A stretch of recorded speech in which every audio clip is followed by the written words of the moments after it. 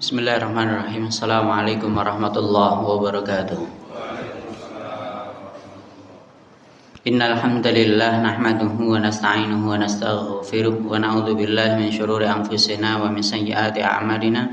May yahdihillahu fala mudilla lahu wa may yudlil fala hadiyalah. Asyhadu an la ilaha illallah wa asyhadu anna Muhammadan abduhu wa rasuluhu la nabiyya wa la rasula ba'dah. Qala Allah ta'ala fi kitabihil karim. A'udzu billahi minasyaitonir rajim. Ya ayyuhalladzina amanu taqullaha haqqa tuqatih wa la tamutunna illa wa antum muslimun. Amma ba'du. Hari ini yang dirahmati oleh Allah, untuk kajian kali ini kita akan mulai membaca kitab Imam Al-Zahabi, terjemahannya wae. Terjemahannya aja, aslinya memang kitab Arab asli Al-Kabair, dosa-dosa besar Imam Al-Zahabi. Jadi penjabaran tuntas 70 dosa besar menurut Al-Quran dan As-Sunnah. Nama asli kitab ini adalah Al-Kabair, ya, sama seperti yang saya sampaikan tadi, yang artinya dosa-dosa besar. Adapun penulisnya, nama aslinya adalah Syamsuddin Muhammad bin Utsman bin Qaymas Al-Turkmani Al-Farikli Ad-Damsyiki Asy-Syafi'i.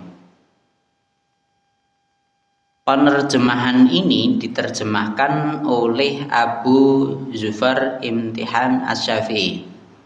Diterbitkan oleh Pustaka Arafah. Pustaka Arafah berarti Solo. Yang di Ngeruki ya. Pustaka Arafah itu Solo. Ya. Pengantar penerbit.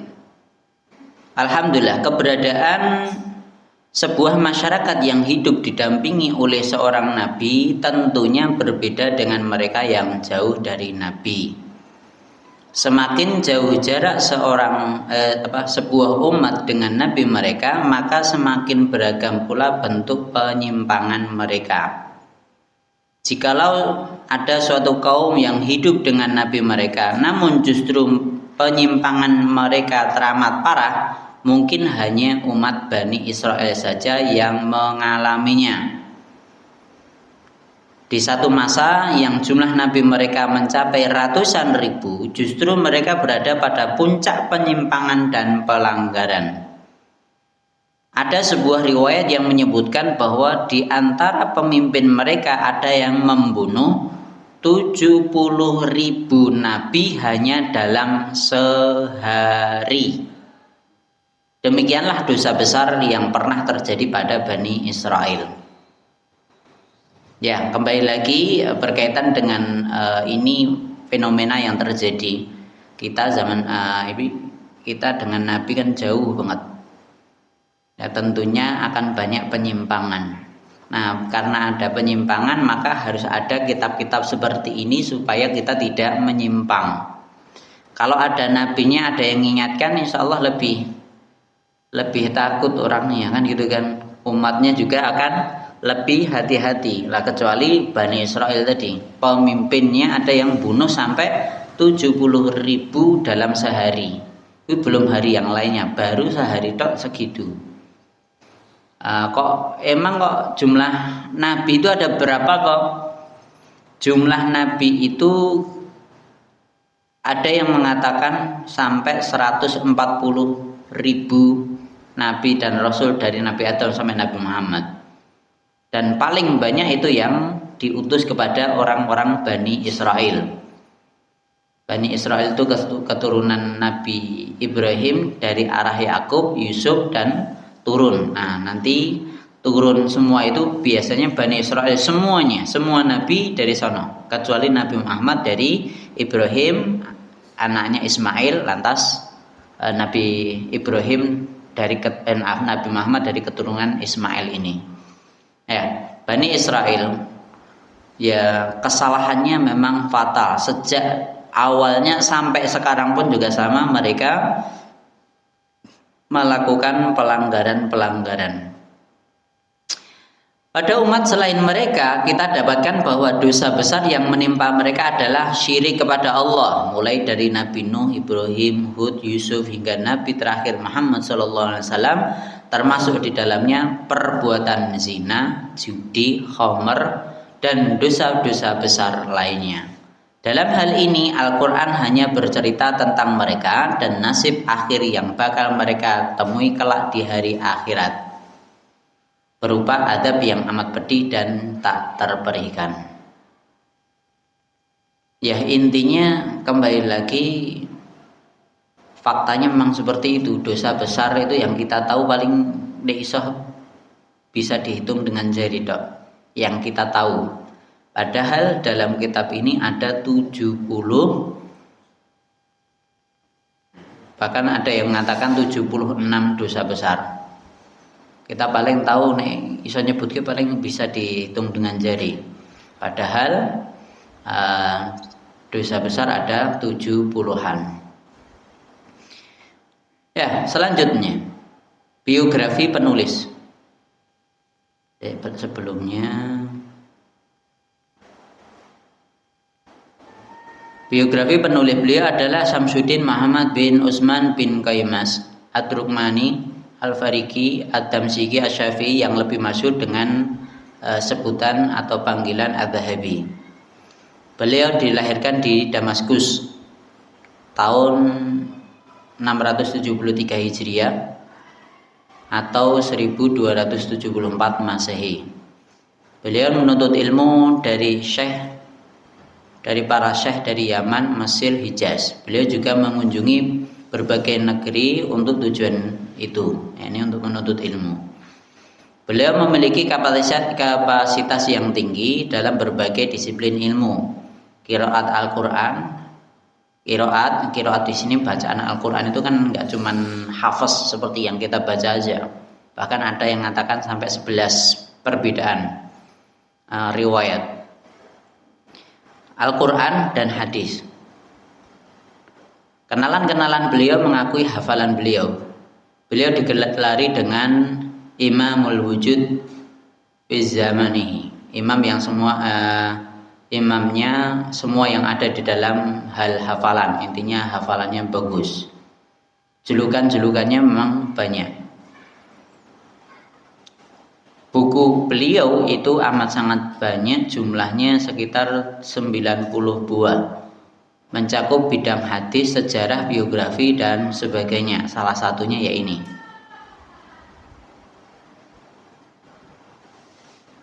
Buku beliau yang besar itu adalah Tarikhul Islam. Ini tentang sejarah. Begitu pula Syarul Alam ini pun juga sejarah. Mizanul I'tidal, kalau Mizanul I'tidal itu Kitabur Rijal. Kitabur Rijal itu membahas tentang rawi-rawi hadis itu. Terus Al-Mutasyabih fi Asma'ir Rijal, ini pun juga kaitannya dengan rawi hadis. Tajrijul Usul fi Asari Rasul, ini pun juga kalau ini sama berkaitan dengan Rijal hadis. Dan masih banyak yang lainnya, hampir semua kitab beliau tercetak dan tersebar. Hadirin yang dirahmati oleh Allah, sebelum masuk pada dosa besar, di sini Imam Adz-Dzahabi menyebutkan dulu definisi kabair, dosa-dosa besar itu apa. Definisi al-kabair, segala puji bagi Allah, Rabb alam semesta. Tiada permusuhan kecuali terhadap orang-orang yang zalim. Salawat dan salam semoga terlimpah kepada Nabi Muhammad, utusan yang paling mulia dan imam orang-orang yang bertakwa, juga kepada seluruh keluarga dan para sahabat beliau semuanya. Kitab ini membahas berbagai macam hal yang termasuk dosa besar dan diharamkan atau dilarang.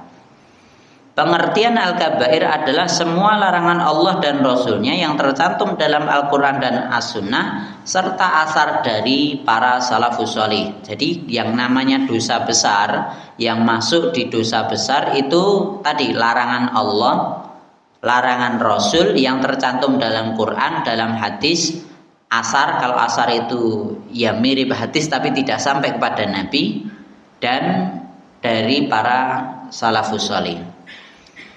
Allah menjamin barang siapa yang menjauhi dosa-dosa besar dan perkara yang diharamkan akan diampuni semua dosa-dosa kecil yang dilakukannya.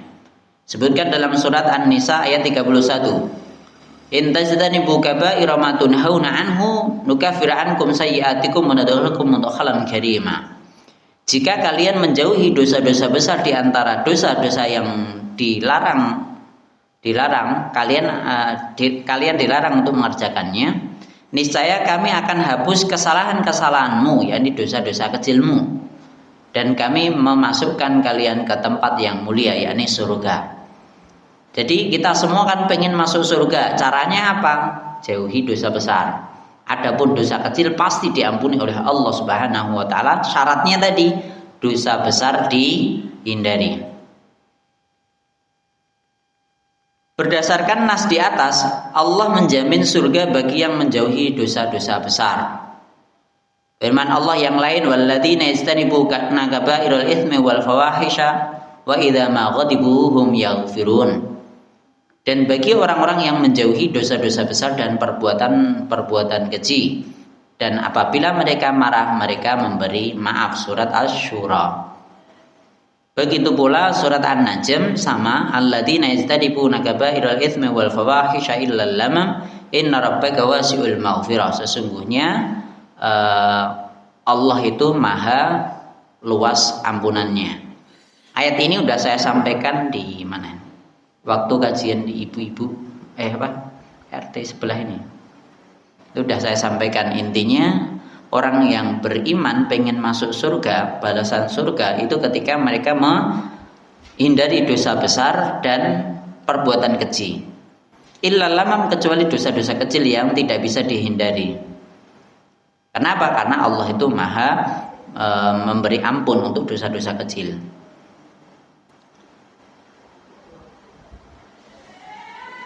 Kita selesaikan dulu pembacaan tentang definisi dosa besar menurut Adz-Dzahabi dulu.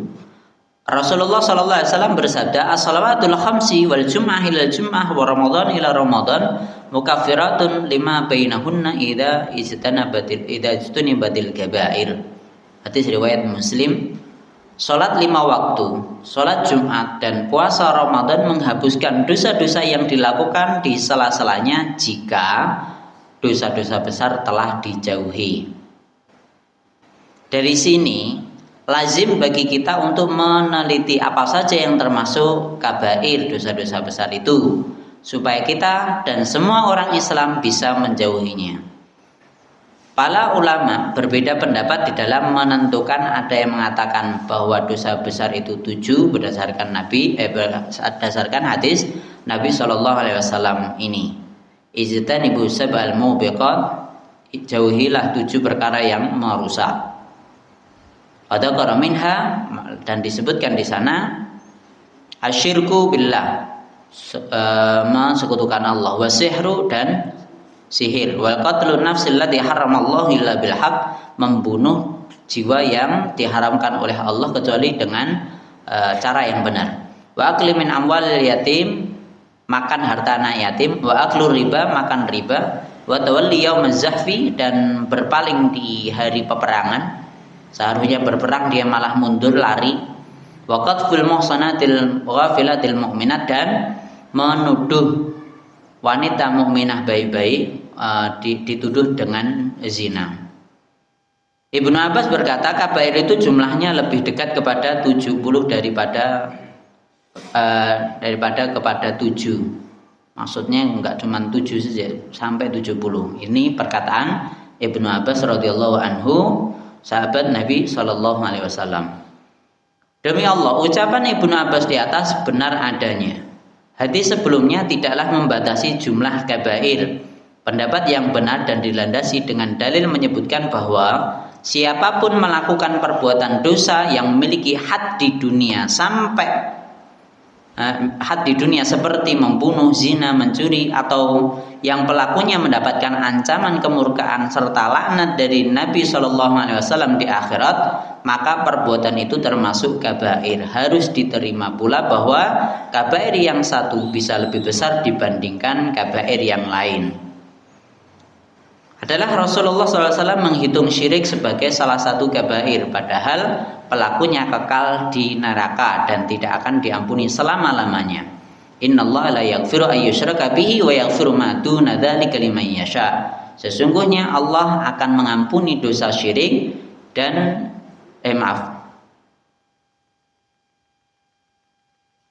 Sesungguhnya Allah tidak akan mengampuni dosa syirik dan Dia akan mengampuni segala dosa yang selain syirik itu bagi siapa saja yang Dia kehendaki. Hadirin yang dirahmati oleh Allah, ini definisi dosa besar menurut Adz-Dzahabi. Jadi kenapa kok Adz-Dzahabi sampai mengumpulkan jumlahnya 70-an? Itu sebenarnya juga diambil dari perkataan sahabat Ibnu Abbas. Jadi Ibnu Abbas mengatakan dosa besar itu enggak cuma 7, bahkan sampai 70-an. Nah, gitu kan. Dan dalam kitab ini disebutkan 70 dosa besar. Jadi gini, dosa besar itu kriterianya ada 3. Jadi yang saya dapatkan dari guru saya, dosa besar itu kriterianya ada 3. Pertama, kriteria pertama, meninggalkan yang wajib itu dosa besar. Kita wajibnya ngapain aja? Sholat, puasa, zakat, haji. Bagi yang mampu kok tinggalkan. Kalau dia tinggalkan padahal mampu haji atau melakukan ibadah-ibadah yang lain kok dia tinggalkan, maka itu dosa besar. Itu ciri-ciri pertama. Ciri-ciri kedua itu adalah semua dosa atau semua kesalahan yang ada hadnya. Had itu apa? Hukuman di dunia. Misalnya mencuri, potong tangan. Ada toh ayatnya, berarti dia dosa besar. Atau zina, cambuk.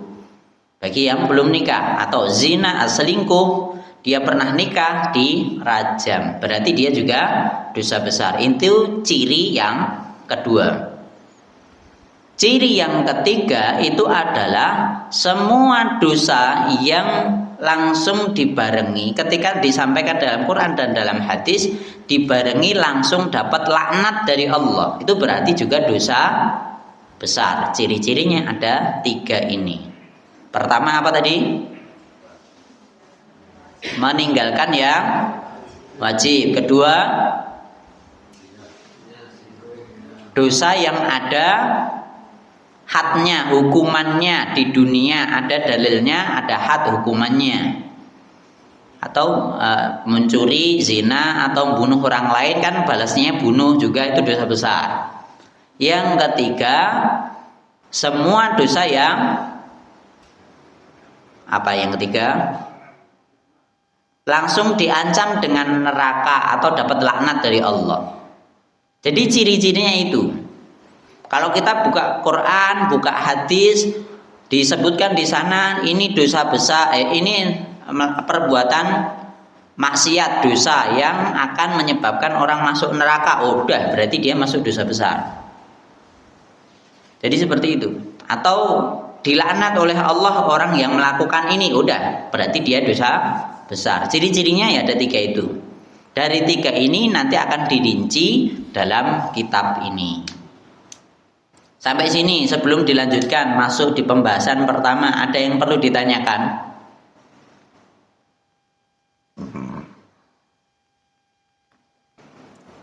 Kalau masih di awal-awal, insya Allah masih mudah. Silahkan.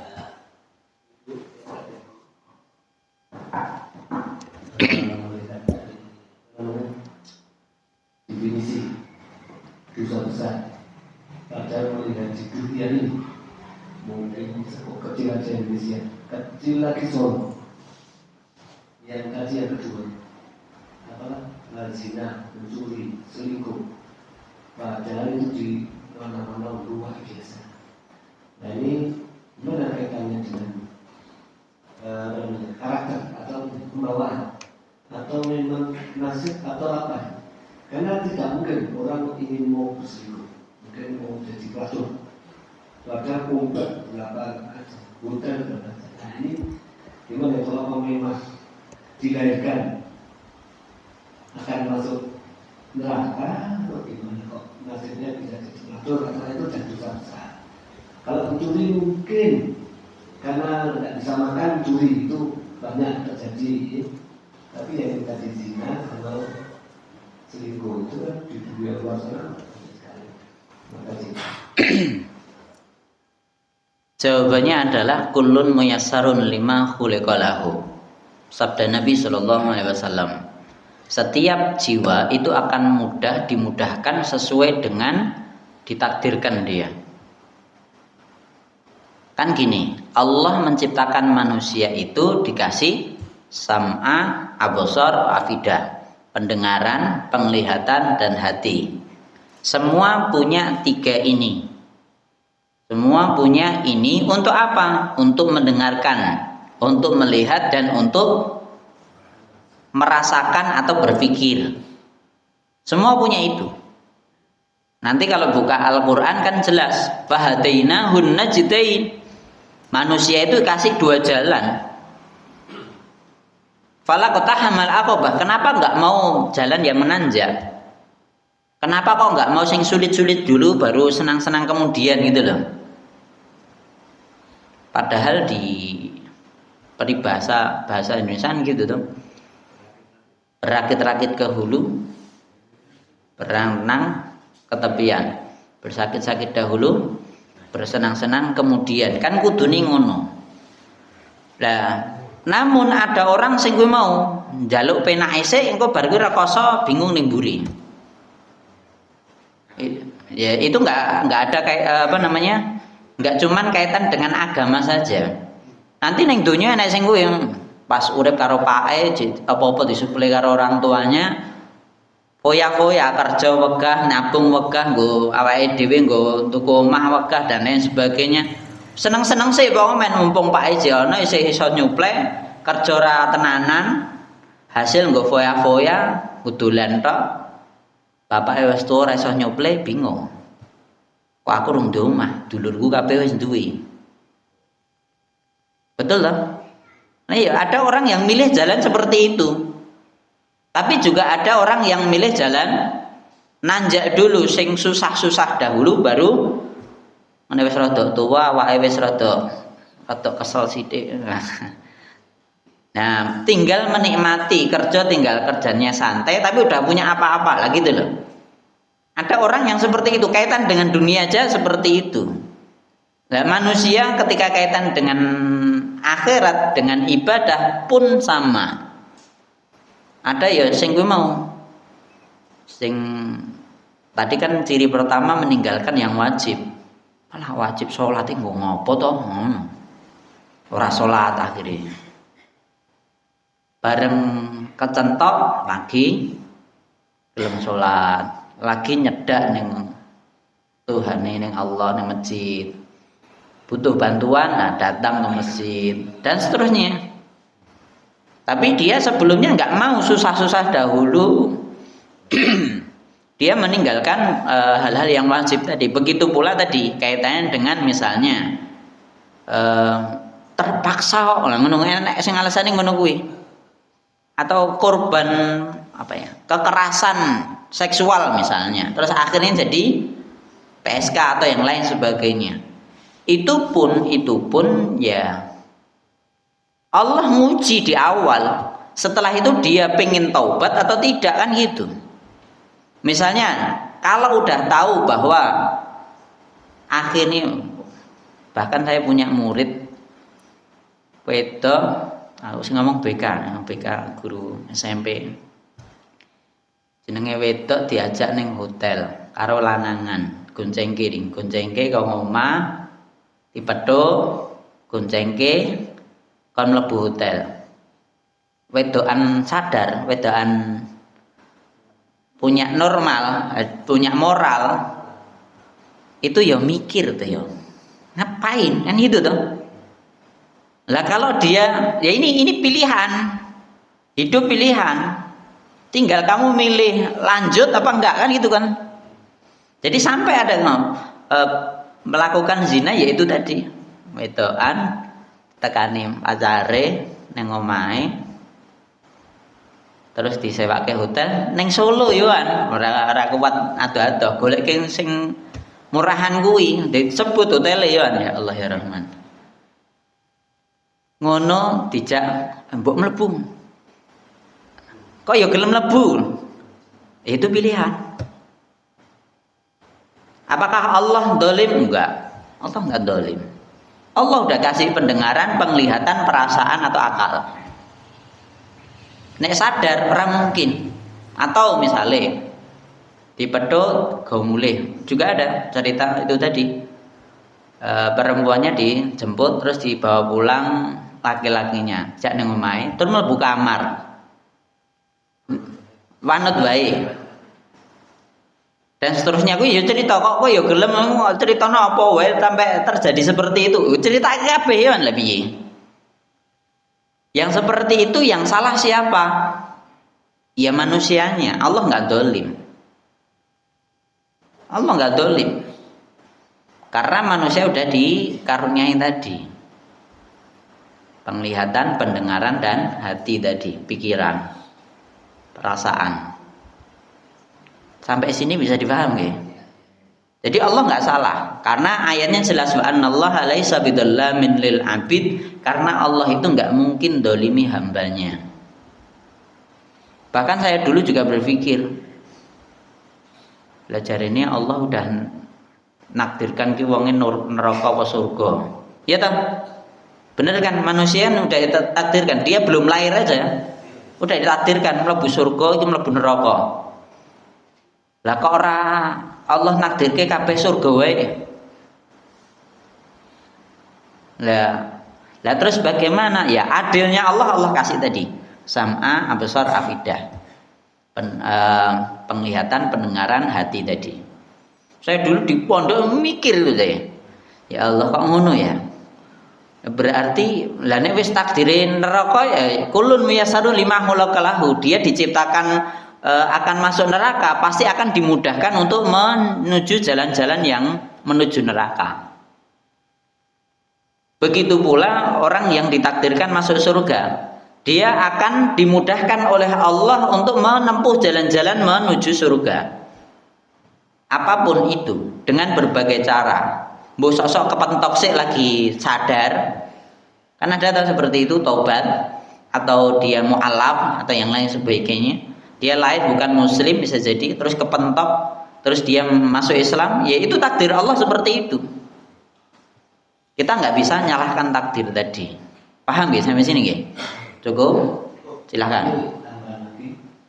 Masalah dosa itu menurut saya tidak terjangkau, itu prerogatif yang kuasa. Yeah. Tapi ada sejarah benar atau tidak, seorang pelacur memberikan air minum untuk binatang langsung masuk surga. Satu itu pelacur yang begitu sampai sekarang dibahas ini pasti masuk neraka. Nanti kejadian itu bisa masuk surga. Keduanya berarti pelacur sejak manusia zaman dulu sudah ada unsur pelacur. Yang kedua ini, kalau saya membaca Al-Quran itu tafsirnya selalu orang yang beriman. Jadi memang orang yang beriman. Jadi kalau orang Muslim belum tentu, gitu maksudnya orang baru Islam itu belum tentu. Karena di Al-Quran ini ditujukan untuk orang yang sudah beriman. Nah ini ya gini. Cerita tentang pelacur yang dia ngasih minum kepada anjing. Saya ingin ini. Apakah semua cerita itu harus kita terima mentah-mentah?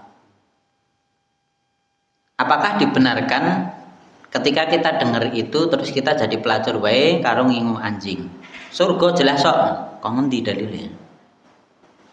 Itu enggak ada perintah dalam Quran dengan cerita atau dalam hadis dengan cerita itu lantas kita diperintahkan dadi pelacur terus duwe anjing dikai ngombe. Aku ngene ngombe sedina ping 5 ora ger ping pisan tok kaya kuwi. Paham enggak sini? Aku melacur juga itu penghasilan dari sana. Aku yang duwe anjing. Apakah terus masuk surga? Kira-kira nek pengambilan sudut pandangnya seperti itu kira-kira dibenarkan apa enggak? Enggak mungkin. Enggak mungkin. Jangan diambil dari situnya. Perhatikan di sini. Cerita ini diambilnya karena dia masih ada rasa belas kasih dengan ciptaan Allah yang lain. Ini yang diambil di situnya. Bukan malah tak dadi pelacur terus ngingu anjing. Remuk. Paham sampai sini? Selain itu, dari sudut pandang yang lain, cerita ini adalah Israiliyat. Tahu apa itu Israiliyat? Apa itu Israiliyat? Ada yang tahu? Israiliyat itu sebenarnya diambil dari kata Israel. Israel. Orang Yahudi, Israel gitu loh. Kalau Israiliyat itu adalah cerita dongeng zaman dulu yang Nabi bersabda berkaitan dengan Israiliyat ini. Ya kita sekedar dengar aja, ambil pelajarannya. Selain itu nggak usah dipikir berlebih. Nabi sabdanya gitu berkaitan dengan Israiliyat. Jadi contohnya ini tadi Israiliyat. Apakah terus mesti seperti itu? Lah ya mbu. Ya coba kira-kira nek pelacur di anjing, dia biasa ngasih minum, dia mati dalam keadaan seperti itu. Kira-kira loh, menurut jenengan surga apa neraka? Kira-kira, nih zaman sekarang loh ya. Ya neraka. Apalagi dia sengaja terus. Selain itu, ini tadi itu terjadi di padang pasir yang memang nyari air susah. Dia juga wallahu alam bisawab, ada yang mengatakan itu pun juga pengen bertaubat. Setelah itu taubat, siapa yang tahu kan gitu. Jadi taubatnya dari jalan taubatnya dari tadi lihat anjing dia kasihan, setelah itu taubat, selesai kan? Masuk surga wajar aja. Kita nggak tahu akhir cerita dia, meskipun akhir cerita dia masuk surga, dan bisa jadi iya karena mungkin taubat setelah itu. Nah ini yang taubat itu tadi nggak di expose, yang di expose gimana loh? Ah, skor ngono tok. Paham sampai sini nggih? Ya, jadi jangan diambil mentah-mentah. Berarti nek misalnya loh, nek bener ceritanya ngono PSK dia ngasih minum anjing terus dia masuk surga. Podo-podo ngono rasa semua agama sama wae lah. Pokoknya enek apa? Pengen kebaikan, ngajak kebaikan dan dia berbuat baik. Kon ngono tok, orang-orang di luar sana ya podo kabeh ngono kuwi. Surga kabeh no. Benarkah seperti itu? Itu yang perlu kita kritisi. Nah, biasanya yang cerita tentang tadi pelacur, zina, itu dinggo sapa to? Bukan untuk kita cerita seperti itu. Cerita seperti itu untuk orang awam yang jarang ikut kajian, kin enek terbesit dia itu ada keinginan untuk berbuat baik, ngono loh. Itu yang seharusnya dikasih cerita seperti ini. Dia seburuk apapun dirimu, kalau ada kemauan baik dimulai dari sekarang, insya Allah pasti akan menyebabkan tambah baik surga insya Allah. Bener omongan itu. Tapi kalau untuk kita dalilnya bukan itu. Paham gak? Nah, yang kedua, ayatnya ya ayyuhalladzina amanu, wahai orang yang beriman. Harapannya di sini bukan berarti nek wong Islam ora kepanggil. Orang Islam itu sebenarnya juga terpanggil di situ, seharusnya merasa terpanggil di situ. Apakah kita merasa cukup dengan Islam kita saja, mengucapkan kalimat la ilaha illallah Muhammadur Rasulullah saja, terus kita nggak memperhatikan ayat itu? Lah itu kan pilihan kita juga. Seperti di awal saya sampaikan tadi, itu pilihan. Arab ngrungokke apa ora? Kita Islam atau iman? Tingkatannya seberapa? Iman itu memang kita nggak tahu, kita udah beriman atau belum kita nggak tahu. Tapi itu harus ada usaha dari diri kita supaya kita termasuk ciri-cirinya masuk di sana gitu loh. Paham nggih sampai sini nggih? Ini nggak ada kaitannya. Nek wong Islam melakukan seperti itu yo biasa atau lumrah, nggak bisa. Nggak bisa seperti itu. Semua tetap harus ada kemauan dari diri masing-masing untuk berubah jadi tambah baik. Cukup nggih? Yang lain? Monggo. Ya, sebetulnya dengan tema ini tentang penulis ya. Ya. Saya ingin tahu gambarannya penulis itu adalah yang tentang siapa, terus ini muridnya siapa, itu yang hubungannya dengan ini. Biar kita lebih atau karya-karya yang mendekat ini yang sama dengan karya beliau apa itu. Tadi sudah hanya sedikit mungkin lebih. Jadi gini, Imam Az-Zahabi ini kalau di masa tahun 600-an, 600 sekian, berarti itu masih di masanya salaf. Makanya tadi di awal sudah disebutkan dia itu termasuk ulama salaf. Kalau 600 berarti dia di masa Hijriah, 500 Hijriah atau itu? Berarti di masanya Bani Abbasiyah. Bani Abbasiyah itu di masa penulisan setelah penulisan hadis. Hadis itu di masa Bani Umayyah. Bani Umayyah. Ya, setelah itu, ketika sudah sudah ada perpustakaan Baitul Hikmah. Jadi kan setelah Nabi itu kan ada Khulafaur Rasyidin yang 4, ya toh? Siapa aja? Abu Bakar, Umar, Utsman, Ali, kan itu kan? Terus ada yang nambahkan Hasan setengah tahun, jadi 30 sama seperti yang disampaikan oleh Nabi SAW. Itu yang dinamakan Khulafaur Rasyidin. Setelah itu Nabi nyampaikan setelah 30 tahun itu nanti akan ada masa yang selanjutnya, yakni kerajaan Al-Muluk, kerajaan pertama itu dimulai pada masanya Muawiyah dan dia pendiri Bani Umayyah. Bani Umayyah ini sampai setelah Nabi setelah menggantikan Hasan itu dia memimpin, setelah memimpin ganti anaknya. Pokoknya ya kaya kerajaannya loh, turun tahta turun kepada anaknya, kalau enggak pamannya, pokoknya sing lanang kabeh. Seperti itu. Kalau lebih mudahnya kaya ning Inggris ya ta. Nah, Inggris kan seperti itu, pakai kerajaan itu sama. Pakai keturunan, dan bedanya dengan kalau Inggris itu perempuan kan bisa, kalau ini pasti laki-laki.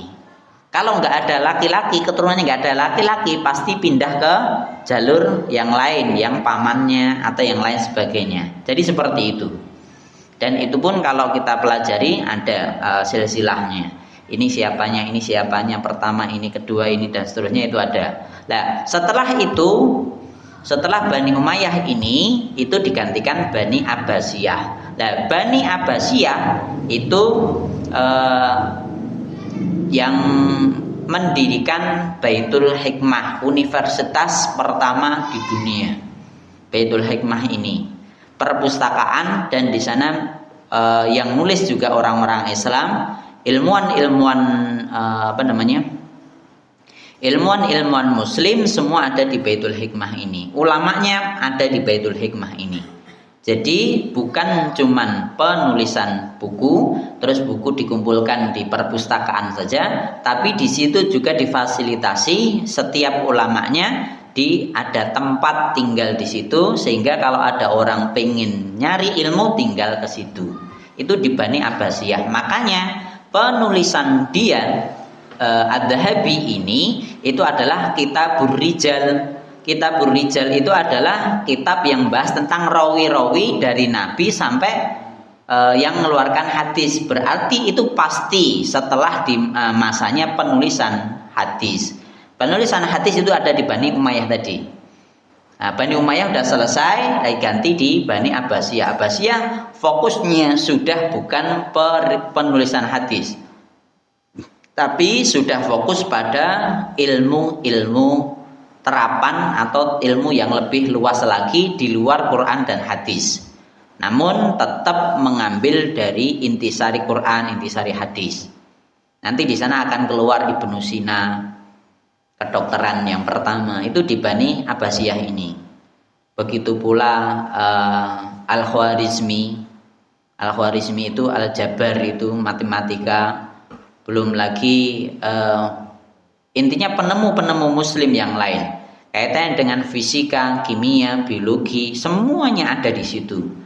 Bahkan perbedahan itu juga yang menemukan pertama adalah orang muslim. Apalagi ilmu perbintangan, astronomi, begitu pula ilmu bumi, itu semua penemu pertamanya adalah orang muslim. Namun ketika di perang dunia pertama itu semua kan dihapuskan tuh, dibakar, ada yang dibuang ke sungai sampai sungainya berubah jadi hitam karena tintanya blobor kabeh, enggak seperti sekarang gitu. Sampai seperti itu dibakar. Quran pun juga dibakar. Namun qadarullah, Allah jaga Al-Quran. Dan ilmu-ilmu yang sebelumnya ada di Baitul Hikmah ini itu banyak yang diterjemahkan ke bahasa lain. Sebenarnya kitab aslinya itu kitab-kitab Arab, punyanya orang-orang Islam. Semuanya ada di Baitul Hikmah ini. Dan itu orang-orang Arab, orang-orang Barat, orang dari manapun itu bisa datang ke sana, bisa menerjemahkan itu. Nah, setelah diterjemahkan terus diambil ke Barat dan lain sebagainya. Nah, terus kan punya orang Islam dihancurkan tadi. Terus baru orang-orang itu tadi yang udah punya terjemahannya, udah itu baru ngaku-ngaku ilmu-ilmu tadi dari orang-orang Barat. Seperti itu. Paham nggih sampai sini nggih? Barangkali yang lain ada yang perlu ditanyakan?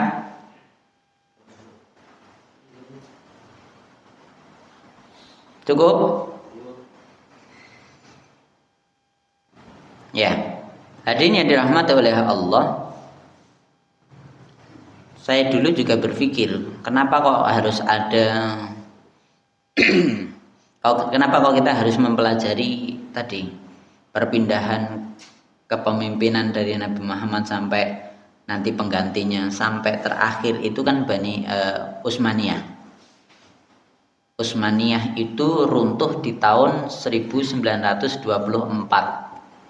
100 tahun sekarang ini Utsmaniyah. Jadi sejak zaman Nabi itu pemimpinnya orang Islam berkumpul jadi satu. Orang Islam berkumpul jadi satu kepemimpinan gitu loh. Meskipun pasti akan ada cekcok di situ, perebutan kekuasaan itu hal yang wajar. Memang ada yang seperti itu, ada orang-orang munafik, orang-orang yang gila jabatan, ada yang nyogok, musuhi, saling bunuh di antara mereka. Itu ya intriknya memang di situ. Itu perpindahan antara Bani Umayyah ke Bani Abbasiyah ke Utsmaniyah itu kan perang dulu di antara orang-orang Islam untuk memegang kekuasaan, tampuk kekuasaan pada waktu itu. Memang ada, tapi meskipun sejelek apapun kepemimpinan mereka, Islam masih dalam satu kepemimpinan, satu dunia. Nah, kenapa kok sampai di tahun 1924 itu khilafah Utsmaniyah runtuh? Karena di akhir-akhir Utsmaniyah ini, jadi kalau zaman sekarang lebih dikenalnya adalah Ottoman. Jadi Ottoman di Turki itu kan runtuhnya di Turki itu. Kenapa kok akhirnya runtuh? Karena orang-orang Islam itu, karena kekuasaannya kan terlalu lebar, terlalu luas, dan tentunya ada pro dan kontra, gitu kan, wajar seperti itu. Lantas banyak dari mereka yang kontra itu pengen memecah dan akhirnya dipecah. salah satu yang menyebabkan perpecahan itu pun ya dari orang Islam sendiri yang nggak pengen, jadi pengen mimpin sendiri gitu loh. Salah satunya ya Saudi juga sama, pengen gaya gendera, pengen pecah belah tadi. Padahal kita kan diperintahkan untuk jadi satu umat yang satu, punya satu pemimpin kan gitu.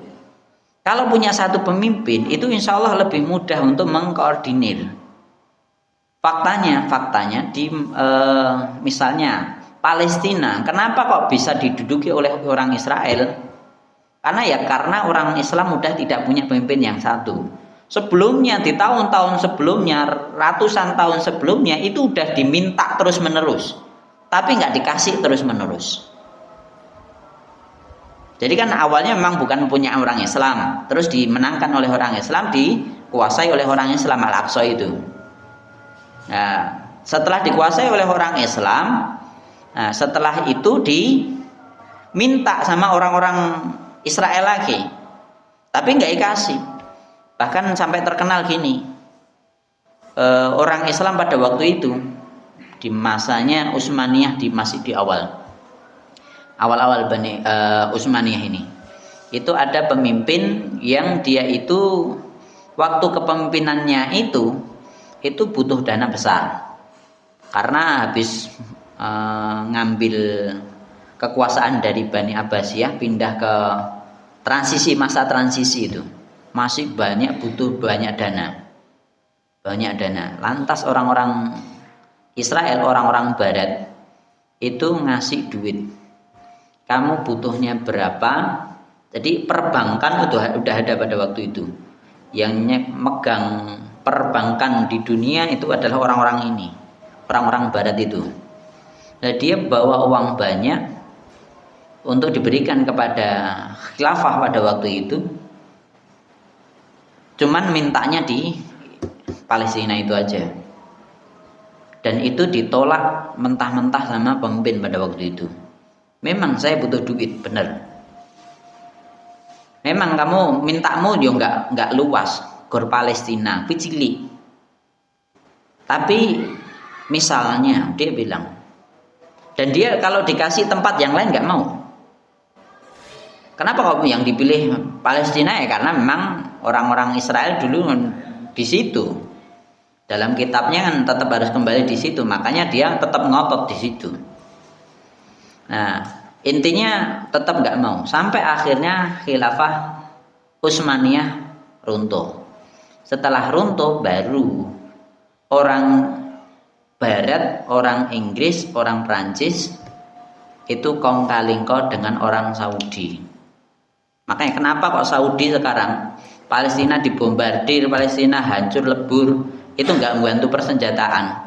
Karena memang awalnya sejak awal memang nggak. Memang justru yang memasukkan orang Palestina, orang Israel ke Palestina yo atas bantuan orang Saudi ini. Silakan nanti baca sejarah itu. Jadi ya perjanjian, aku pengen mecah dari khilafah ini. Terus akhirnya kan pecah bener, perang dunia kedua kan itu kan pecah bener. Terus terkotak-kotak tiap negara ada pemimpin satu-satu kan gitu kan. Nah, karena udah keinginannya udah tercapai, orang Saudi juga keinginannya udah tercapai, udah satu wilayah tersendiri, pemimpinnya satu dan kerajaan sampai sekarang kan gitu kan. Udah mendapatkan yang dia inginkan, terus dia harus imbal balik tadi. Imbal baliknya ya tadi, saya mintanya ini, bener. Jadi kalau perang kalah terus, orang Israel kalau datang pengen jajah orang Palestina mesti kalah, terus berkali-kali kalah terus, karena memang Mesir, terus Lebanon, Suriah, Arab Saudi itu kan punya Islam semua, sekelilingnya orang Muslim. Maka dari itu karena ada kong kali kong tadi, akhirnya orang Inggris bisa masuk, orang Prancis bisa masuk. Setelah masuk langsung orang Israel suruh masuk semua. Jadi ceritanya memang seperti itu. Nanti silahkan dibaca. Wallahu ta'ala a'lam bishawab. Sampai akhirnya sekarang nggak bantu sama sekali. Kan gitu kan? Cukup sampai sini ya. Silahkan.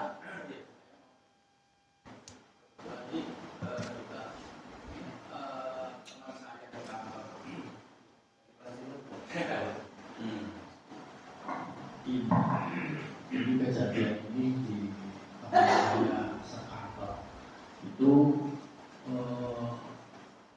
ya suami istri ya tapi beda Agama, juga beda pemikiran. Bagian Bagian apa? maksudnya dia di bagian keuangan yang istrinya di kesehatan. Kebetulan istrinya itu sakit setelah melahirkan anaknya yang pertama, sakit sampai tidak bisa jalan. Tapi ya masih bisa bicara. Akhirnya sudah berlangsung beberapa tahun dan meninggal baru 2 tahun yang lalu. Dan itu teman saya dan untuk saya juga mau tanya nggak enak kita perlu untuk memenuhi kebutuhan biologisnya. Maksudnya bukan maksud saya mau bodoh di sini kan. Untuk memenuhi kebutuhan biologisnya dia itu kalau mau terus terang sama istrinya takut memperparah keadaan. Ya. Ya. Tapi kalau tidak terus terang dia ya, itu juga itu suatu kebutuhan biologis juga. Yeah. Itu menurut Ustaz gimana? Nikah lagi. Nikah lagi itu nanti teman saya itu takut memperparah keadaan. Kalau sekarang mungkin dia sudah mau nikah lagi mungkin. Tapi untuk selama beberapa tahun itu sakitnya kira-kira 10 tahun ada. Itu kalau seandainya yang laki-laki itu serong itu dosa besar atau Ya dosa. Ya dosa besar. Dosa besar atau ya termasuk dosa yang itu ada dosa. Jadi gini, ya tetap dosa besar. Meskipun istrinya seperti itu. Terus bagaimana? Ya bilang baik-baik. Bilang baik-baik. Semua nggak pengen nggak pengen kok sakit juga nggak pengen. Bilang baik-baik, nikah saya butuh seperti itu. Kebutuhan biologi saya juga ada. Nah ini harus ditempatkan pada tempat yang tepat. Makanya apa? Syariat tetap membolehkan untuk nikah lagi. Misalnya daripada dia selingkuh, dibenarkan juga dan diperbolehkan dia nikah siri. Yang penting istri nggak tahu juga boleh kok. Paham nggak ini? Delian nggak apa-apa. Yang penting rakunangan toh. Dalam Islam, izin istri pertama itu tidak menjadi syarat sahnya atau tidak sahnya nikah.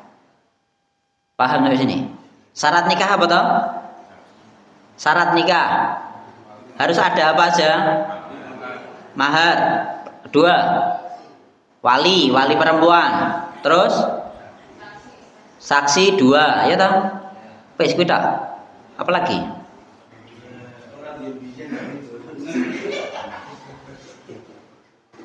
Terus Memang syaratnya itu aja. Terus apakah di sana harus ada izin dari istri pertama? Itu enggak harus. Meskipun saya tidak nganjurkan untuk itu. Meskipun saya tidak nganjurkan untuk itu. Jadi kalau saya sudah pernah saya sampaikan di sini juga kok. Kalau Ustadz Khalid Basalamah itu nyampaikan gini. Dan nikah itu untuk selamanya, untuk jangka panjang atau jangka pendek. Kita kan bisa berpikir nih, kalau untuk jangka panjang, maksudnya jangka panjang ini gen iso langgeng, itu bilang baik-baik kepada istri pertama, izin itu lebih baik. Nek enggak izin pun itu ya tetap sah, bener sah. Tapi nek bar kuwi konangan aja disalahke sing ngonangi. Apa sing wadul kepada istri jenengan. Paham dari sini? Aja disalahke, berarti yang salah jenengan karena delian tadi.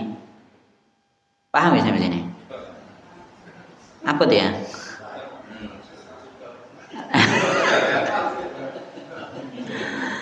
Ya, guru saya pun juga bilang, ya karena di negara ini harus ada izin resmi dari istri pertama, ya itu ya baik untuk dilakukan. Ya sebaiknya dilakukan seperti itu, harus izin istri pertama. Tapi kalaupun tanpa izin istri pertama, itu pun juga sah.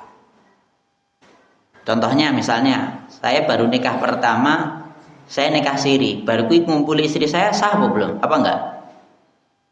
Sah enggak? Meskipun enggak tercatat tuh. Sah toh? Sah. Nikah siri itu sah. Tapi bukan berarti silahkan nikah siri. Saya enggak menganjurkan itu. Saya tetap menganjurkan untuk nikah yang tercatat supaya apa? Supaya untuk kelanjutannya memudahkan jenengan. Lah nek nikah siri baru kuwi ndek anak terus anakmu kakane ning endi? Paham toh? Akte kelahiran dari mana? Ora iso, ngurusmu piye? Paham ya sampai sini ya? Nah, kembali lagi. Nek pilihannya zina atau nikah siri, nikah siri. Paham sampai sini? Nek pilihannya nikah siri atau nikah tercatat, nikah tercatat. Kawin kontrak nggak bisa. Kawin kontrak itu tidak dibenarkan dalam Islam. Memang pernah dilakukan oleh Nabi dan para sahabat, namun setelah itu dimansuh, dihapus hukumnya, tidak diperbolehkan lagi.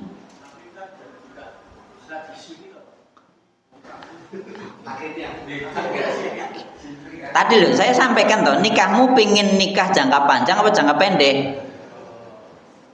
Kamu pingin ibadahnya itu gor sedilita apa pingin ibadahnya suwi ngono lho? Kita langsung udah pingin ini. Ya Allah ya Rahman. Ya Allah ya Rahman. Saya nggak ngajari untuk itu loh ya. Saya nggak ngajari untuk itu. Jadi kalau pilihannya selingkuh atau nikah siri, nikah siri. Kalau pilihannya nikah siri atau nikah tercatat, nikah tercatat. Lah kita tinggal pilih nikah siri apa selingkuh apa nikah siri apa nikah tercatat. Ya nikah tercatat. Sing apik. Tapi nek nikah tercatat misalnya aku PNS kok misalnya dia. Kan ada orang-orang zaman sekarang PNS. Iya toh? Ada. Atau kalau enggak PNS misalnya suaminya PNS. Ngono ya, sing biasanya terjadi. Suaminya PNS terus meninggal. Tetap dapat pensiunan toh istrinya? Dapat toh? Setelah itu istri kan tetap butuh. Dia masih muda, misalnya masih 40 tahun atau 50 tahun. Kenceng-kenceng ya, aku ngerti loh nih.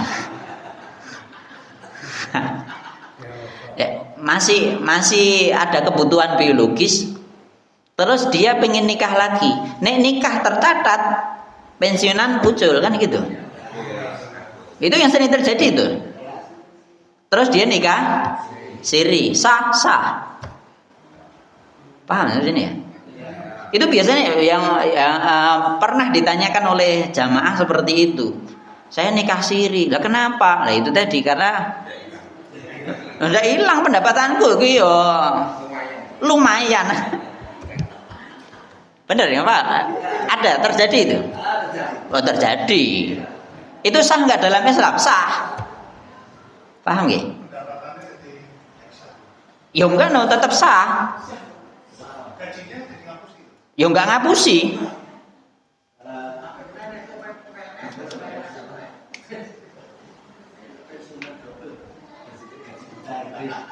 Ya mungkin dikatakan gaji buta ya bisa jadi iya, tapi kan yang penting dia nggak nikah lagi secara tercatat. Nek dia secara sembunyi kan tetap dapat pensiunan ini tuh lah. Meskipun ya, lah ya monggo jenengan tetap seperti itu ya silahkan, itu jalan pilihan jenengan. Paham ya? Makanya mungkin pemerintah zaman saiki wis wegah ngurusi wong-wong koyo ngene, saiki dadi P3K kabeh kan ngono ta. Mati kan itu pensiunan kayak gitu kan. Ya Allah ya Rahman. Kan gitu. Mungkin aku menduga aja, tapi ya udahlah. Kita nggak tahu tentang itu. Tapi sah tetepan. Apakah halal apa haram? Lah kan ya itu kalau pemerintah sing ya duduk kowe jenengan nggak dirugikan juga toh. Kita sebagai misalnya masyarakat awam dirugikan nggak? Tetangganya dirugikan nggak? Enggak dirugikan. Sing bolonjonya negara ngapain? Bahkan negara itu kan harus mesejahterakan rakyatnya. Ini itu kan ning undang-undangnya loh ya. Itu ya salah satu mensejahterakan seperti itu. Lah ya wis diakali ngono kuwi sah apa ora? Nikahnya tetap sah. Paham ya sampai sini ya? Insyaallah kita lanjutkan di pertemuan mendatang. Intinya tetap nggak ada alasan untuk selingkuh lagi. Ingat ya? Dengan berbagai alasan, nggak ada alasan untuk selingkuh. Saya kira cukup sekian. Wa aqulu qouli hadza wa astaghfirullah li wa lakum. Alhamdulillahirabbil alamin. Assalamualaikum warahmatullahi wabarakatuh.